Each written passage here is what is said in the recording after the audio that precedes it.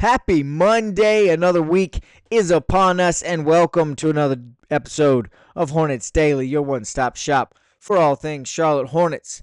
As always, we're presented by the good people over at FanArc, and I'm your host, Vance Ballard, but you know by now you can call me VB. I want to thank everybody for joining us today, watching along with us. If you haven't already, smash that subscribe button. We are over 400. Thank you all who subscribed already. If you haven't, once again, smash that subscribe button.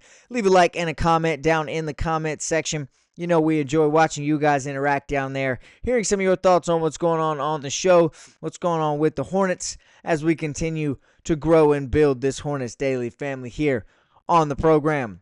It's a Victory Monday. The Hornets coming off a big win over the Wizards on Sunday. A weekend split is what we're going to talk about on the program today. LaMelo Ball is on a tear right now. He's come out through the first three games of the season and has played absolute brilliant basketball. We'll talk a little bit about his numbers so far. Con Knipple proving why he was the fourth overall pick in the draft. He's had a fantastic first three games as well. We'll talk a little bit about that. And then, of course, the unfortunate news, Brandon Miller and his shoulder. We're going to touch on the injury bug rearing its ugly head in just game two, and a little bit about Brandon Miller, how long he may be out. We don't really know yet, but what kind of impact is that going to have on the Hornets? We'll wrap the show up discussing that today. As you guys know, we don't beat around the bush here on Hornets Daily. We like to dive head first right into the program, and that's exactly what we're going to do here today.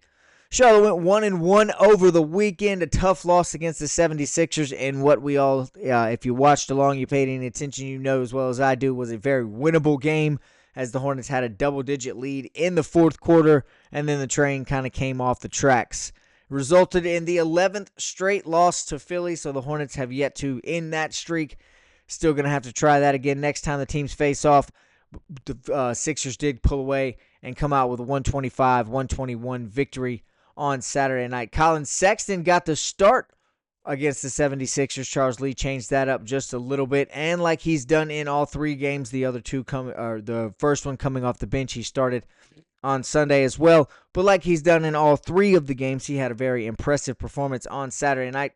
21 points, 7 assists, 2 rebounds, and a steal from Colin Sexton. Ryan Kalkbrenner continues to impress, specifically on Saturday night. A little not as much offensive presence on Sunday, but his presence was felt, and he played well at times. He looked a little bit slower at times as well. We'll talk to him about that also. But he continued to impress on Saturday, going a perfect 7 of 7 from the field, scoring 14 points.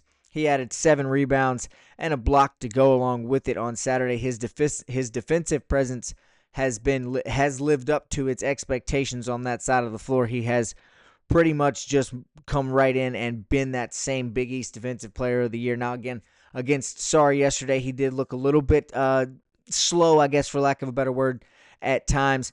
Alex Sarr was beating him up and down the court a few times, but he did make his presence felt throughout that game. Game 3, rookie, he struggled a little bit, but he's looked good so far as the season has started. The pace in the game on Saturday was there for a little bit, but Charlotte did fail to take a lead in the first quarter. They fell behind early in that one. They did, however, fix their third quarter woes on Saturday, which is a good thing. If you remember giving up 37 points in the third quarter against Brooklyn, they fixed that in game 2, but unfortunately those struggles transferred over to the fourth quarter, where Philly was able to score 39 points, won the quarter by 15, resulting in that 125-121 victory in a game that unfortunately saw Brandon Miller exit early after just playing 9 minutes. The team called it shoulder soreness. He missed Sunday's game because of it as well. And as I mentioned, we'll talk a little bit more about that unfortunate news to wrap today's show up. Now, Sunday was a very, very different day for the Hornets. They came out and they jumped on the Wizards. They beat them handily, handled them enough to where we saw Pat Connaughton get some minutes. Not only get some minutes, Pat Connaughton got a dunk. When those two things are happening, it means good things for the Charlotte Hornets. Now, they did trail at halftime of that game. They came out in the first quarter, took a lead, but the Wizards had a very strong second quarter. Charlotte only scored 20 points, so the Hornets did fall behind at halftime. But after trailing at halftime, they came out, scored 88 points in the second half, 44 in the second, 44 in the third, 44 in the fourth. An incredibly strong offensive performance from Charlotte on that side, and that's where Connaughton got his minutes. That's where Connaughton got his dunk. And 6 other Hornets finished in double figures. 4 of them had 20-plus. Liam McNeely made his debut. That was in light of Brandon Miller not being around. But I wouldn't call Sunday a slow start exactly. But again, they did let the Wizards hang around in that first quarter, only leading by 1 point after the first quarter. The second is kind of where things got a little bit hairy for the Hornets. Washington pulled away for a little while and had the lead at halftime. But LaMelo Ball quickly changed that after halftime. He had an incredible performance, 38 points, 13 rebounds, 13 assists, leading the Hornets back into that one, helping them pull away in the second half, and eventually getting them the 139-113 victory yesterday. Khan had a fantastic game as well. He has shown through all 3 of his first 3 games exactly why he was the 4th overall pick in the draft, and he's continuing to do so, putting on solid displays of play, glimpses of how good he can actually be, and showing true signs of being a staple piece of this team's future going forward. LaMelo's triple-double, fantastic. Khan is hooping. That's wonderful news. Ryan Kalkbrenner, Moussa Diabate, they've had their struggles, but they look more than competent in the paint so far. But I have been most impressed, and I don't think I'm the only person in this camp. I think a lot of you guys out there are going to agree with me. I've been most impressed so far with what we've seen from rookie Seion James. He has been a vital piece of this Hornets bench going forward. He's logged double-digit minutes in back-to-back in both games so far, both of the games this weekend, and back-to-back double-digit affairs on Saturday and Sunday as well. We talked a lot about his defensive ability. It's already there. He's quickly showing that he might actually be the best on-ball defender on this team right now, and we're going to continue to rave about his defensive efforts all year long. So if you're tired of it by now, it's only going to ramp up as he continues to get better, as his impact continues to get stronger on this team. And again, I can't rave enough about what we've seen from Seion James so far this year. His offense now, we knew that could be good. We knew there was flashes of it. We knew he's not a bad shooter. He's got the capability of being good on offense, but it has been much, much better than expected, in my opinion. Over the weekend alone, he went 8 of 12 from the floor, 5 of 6 from 3, 2 steals and a block on Sunday as well. I know those are defensive numbers, but you got to mention them because he makes his impact there. Also, but 5 of 6 from 3 in 2 games, 8 of 12 from the floor. He's shooting the ball lights out right now. We knew that's something he was good at, but it was a question of if he was going to actually be able to do it and put his offense to work, make an impact on that side of the ball, and he absolutely has, especially this weekend. We'll have to continue to watch and see. He's going to play a bigger role the more time Brandon Miller misses. Obviously, that'll be a bigger role for Seion James. And right now he's showing that he's capable of handling that bigger role, and that he is more than fine being on the floor, guarding the best player on the other team, playing on the ball, getting his work on offense when necessary. But he's not the type of guy who's going to come in and demand the ball and take away from LaMelo or Colin Sexton, Con Knipple, whoever may be with the hot hand at the time. Seion is just simply going to fit nicely as a piece. He's going to help those guys out when they need it. If they need him to knock down an open shot, he's going to get open and he's going to knock that shot down.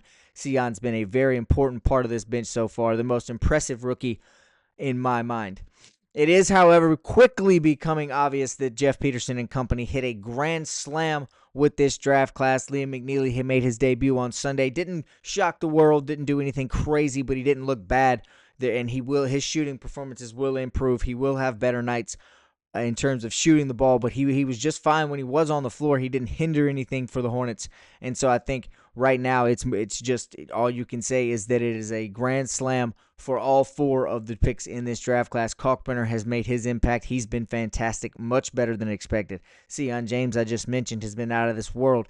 Con Knipple, we'll talk about his numbers here in just a few minutes, but he has been absolutely fantastic, more than advertised in that matter. And now Liam is coming in the absence of Brandon Miller, making an impact. Again, he's got some things to work on. He's going to have to get more comfortable on the floor.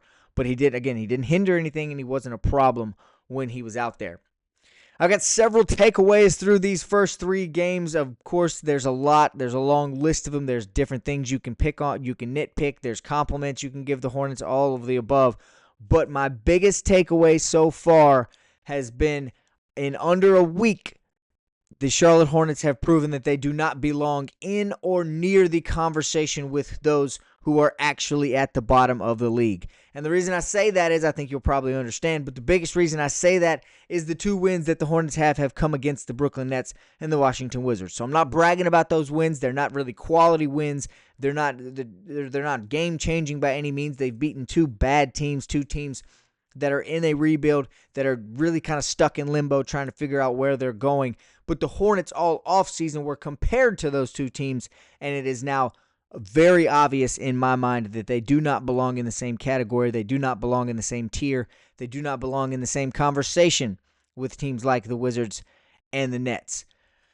It's even bigger deal to me. They even further amplified that by blowing those 2 teams out. A 19-point win and a 26-point win show, again, that they're not in the same realm. They're not in the same category. They're better than those 2 teams. They're somewhere in a different tier. Now, again, winning over the Sixers, that would have been huge to say that they were even really ready to take a step up into the Eastern Conference tiers, but they did struggle in the fourth quarter a little bit, a lot of bit in that fourth quarter, resulting in the loss, and yet giving some of the haters, some of the critics out there reasons to say not quite yet the Hornets aren't ready, but they are working in that direction. And again, those 2 victories, those 2 resounding victories, those 2 blowout victories over the Nets and the Wizards make it very obvious to me that this team is not in the same category, does not belong in the same conversation with the actual bottom of the Eastern Conference, with the actual bottom of the NBA. This team is better, and they are looking like the play-in is certainly a goal that they want to try and go out and get. And I do think, just based off the 3 games, I know it's very, very early, and this is an extremely early prediction, but I think this roster is capable of finding themselves in the play-in tournament come the end of this season in the Eastern Conference. Now, we all know it wouldn't be a Hornets Daily episode if we didn't focus on and we didn't talk about our guy, LaMelo Ball. And right now, he deserves all the talk, all the praise, all the flowers that we can give him. He's given us more than enough reasons to sing his praise through the first 3 games. Here are his numbers through those first 3 games. 28 points per game, 9.7 assists per game. I come from a math class where we round up. That's close to 10. That's basically a double-double per game. 28 points, 10 assists, 8 rebounds to go along with it. So he's using his big body. He's using his frame. He's not scared to get in there and bump with the big guys, which is good to show, which goes a long ways towards how healthy he's feeling as well. LaMelo is shooting 48% from the field and 42% from 3, both of which would be well above his career numbers for those 2 statistics. I know it's only 3 games in, but those two stats are very important to me. His shooting is much better. His shot decisions are a whole lot better as well. Now, if you pay attention to social media, if you've heard all summer long the boring, the tired, the annoying claims that LaMelo isn't a competitor, LaMelo doesn't play winning basketball, you can't win with him on your team, he takes crazy shots. If you follow social media, you're going to see that one crazy shot that he's taken this year. A 5-second clip can encapsulate 3 games if the right people want it to for LaMelo, but that's boring, that's annoying, and that's wrong. He did take one crazy shot against Philly again. I know it. I saw it too. The old LaMelo came out for a second. He jacked up a wild, one-legged, very deep 3 at the end of that game. But that's just a microcosm or a small thing that's happened in what has been an incredible 3-game performance from LaMelo so far. As we know, old habits die hard. He's getting away from those things, and if he does it just the once, I'm not bothered by it. It doesn't matter at all to me. It is just something that the talking heads will be able to clip up and make look like, hey, we were right. We told you LaMelo wasn't competitive, but that's annoying. We're not going to talk about that. We obviously know that that's not true. LaMelo is a very good, a very strong competitor, and he's turning into quite the leader through these first 3 games as well. He had a near triple-double on Saturday, a successful triple-double on Sunday. It's visible each time he's on the floor and with each possession, honestly, that he is becoming more and more comfortable with this group of players around him. He's enjoying being surrounded by as much, if not the most talent he's been surrounded by in his entire career. And I also thought he stepped up very nicely this weekend or especially on Sunday, as a leader in the absence of Brandon Miller. Brandon did not play on Sunday. LaMelo did not let the team miss a beat. He even made up for some of that lack of production going out, getting that triple-double, 38 points, 13 assists, 13 rebounds, as I mentioned.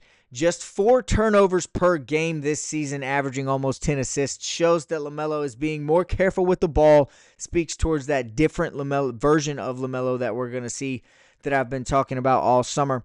He's making smarter passes. He's passing to more open guys. He's passing the ball more often, as a matter of fact, and it's working because we know he's an elite passer. He's someone who's not going to turn it over a whole lot, but it, again, just goes to show that his decision-making has improved, and he's making smarter passes, finding more open guys as well.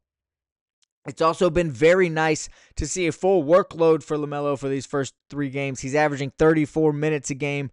Again, I told you he's averaging 8 rebounds a game, so that means he's inside banging with some big guys, and he's not scared to do so. He's not intimidated, doesn't look timid or feel like he feels like he's fragile at any point. And he's also looked very healthy and in shape while doing it. The in shape part has been important. I know it's been talked about that he's been in the gym. He's been working on his cardio. He's been getting bigger. He's been getting stronger, working on his health. And so far, through the first 3 games, week of the season, he's absolutely proven that those things have paid off. Obviously, 3 games aren't going to change the media's mind about LaMelo. Like I've said all summer, and like they've said all summer, he's not someone they think can compete. That's ridiculous in my mind. This is a different version of LaMelo Ball. He's taken that next step off the court. He's taken that next step on the court on the defensive side of the ball. He's taken that next step as a leader. He's taken that next step vocally, getting the guys going, and he knows what they're supposed to do. He's been a coach on the floor for these first 3 games, and I think that being around Colin Sexton has helped him out a lot tremendously as well. LaMelo, we know, loves nothing more than shutting up his critics, proving to you that you're wrong, despite what you say about him, and making a hater look bad. We know that's what LaMelo enjoys the most. He wants to show them that he is someone committed to winning and can take this team a long ways, and I think he's more than capable of doing that. He's on a warpath right now that I don't see him slowing down from anytime soon. We also know he trusts Brandon Miller. We know he trusts Miles Bridges, but it's becoming more and more apparent how quick he's developing that trust with everyone else around him. Con Knipple, Colin Sexton, Ryan Cockburn, Moussa Diabate. Those guys like that LaMelo is developing that trust for them, and it's going to pay off. It's going to prove very well for the Hornets, especially on the offensive end of the floor. As he trusts those guys more, he's going to get them the ball more. They're going to be more productive, and then that'll open things up for LaMelo himself a little more as well. I think that it's in the coming days, it's already happening pretty quickly, but in the coming days, we're going to see this team really click, this team really start to fire on all cylinders, and LaMelo be that true leader from a point guard perspective, from a veteran perspective, from a superstar perspective. LaMelo is on the right path to becoming exactly what these Charlotte Hornets need to go forwards and and show improvement. Now, one of the guys that he does have to develop that trust with, one of the guys he's come a long way very quickly in developing that trust with, has been the rookie 4th overall pick, Con Knipple. Con's had a fantastic first 3 games. He did have some not so great shooting performances out in Las Vegas, and in the preseason there was a bit of a concern of whether or not he was going to be able to translate his shooting from Duke into the NBA.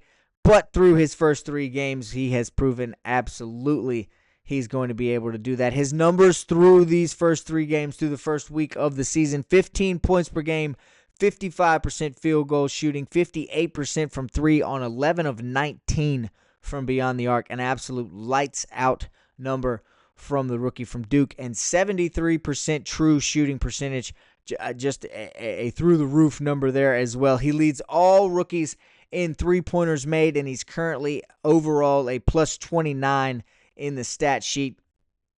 Realistically, I know I told you all summer to temper those expectations, but I don't even think that if the untempered expectations could have been quite this good. He scored 20 on Sunday in the absence of Brandon Miller. Both him and Colin Sexton had to get the start leaned on a little bit more with the star out on Sunday, and he proved that he was capable of stepping up in that absence.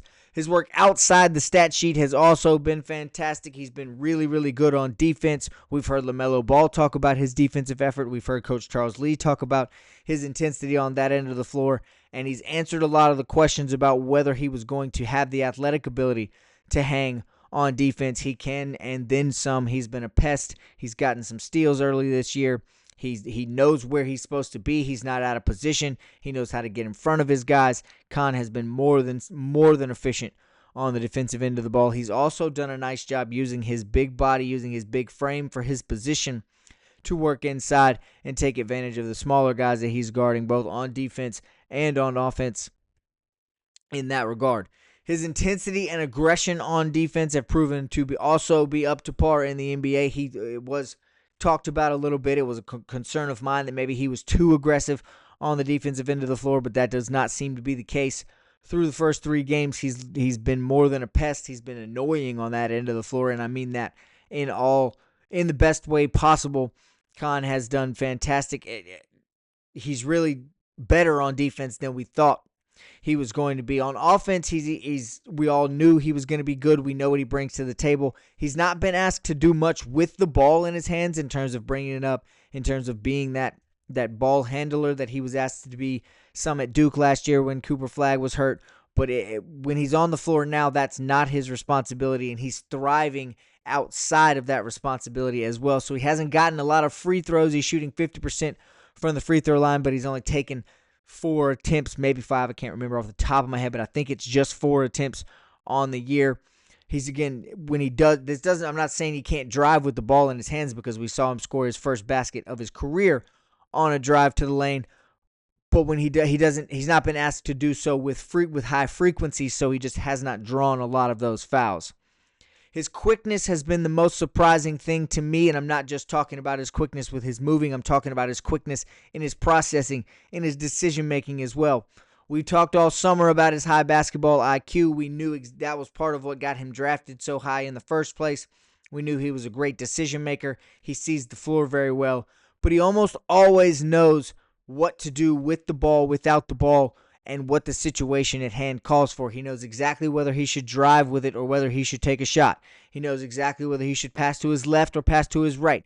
He knows where to kick the ball on his drives, and he always, always, always knows where to be on the court. That does not matter if he's on offense or defense. On offense, he knows exactly where to cut to get himself open, and not just get himself open, create an opening for the ball handler who may be on the same side of the court as he is right now.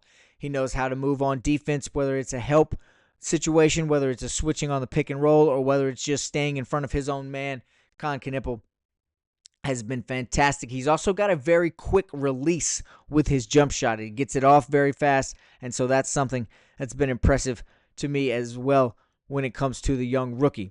It's only 3 games in, but we've heard a lot of compliments about Khan. It's going to be tough to fully temper those expectations now, especially when you get quotes from LaMelo Ball, such as K2 is a great player that knows how to play basketball, and it makes everything easier when he's on the floor. Hearing those things come from your superstar makes it very hard to temper the expectations about your rookie, but that's still something we need to do. Khan's going to have his ups and downs, but if he can continue to shoot even near the clip that he's shooting at right now, 55% from the field again, 58% from 3, 11 of 19 total from beyond the arc. If he can continue to shoot even close to those numbers, then he's going to be a staple piece, and the Hornets fans should be all in on his future here in Charlotte going forwards.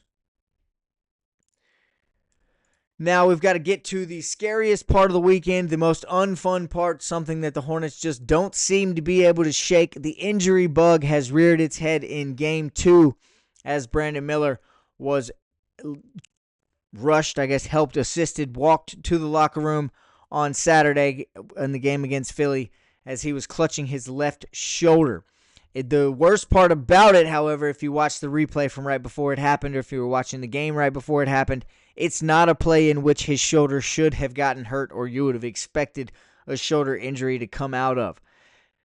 He was then forced to miss Sunday's game with what the team has labeled shoulder soreness, which I guess there's not a silver lining, but if you want to say something positive, it did allow for Liam to make his debut, get his first minutes, and it was just the Wizards, so it's not a game that Brandon Miller's presence was 1,000% necessary anyway.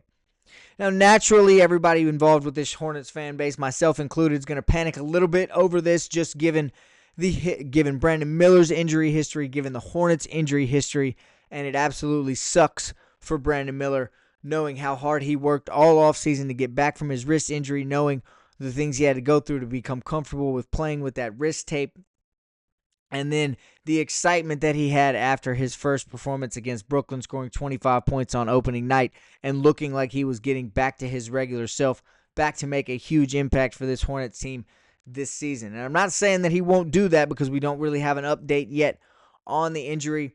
We don't really have an update on how long he's going to be out or exactly how serious it is. It's still just being called shoulder soreness. So that, I guess, we can still take as a positive.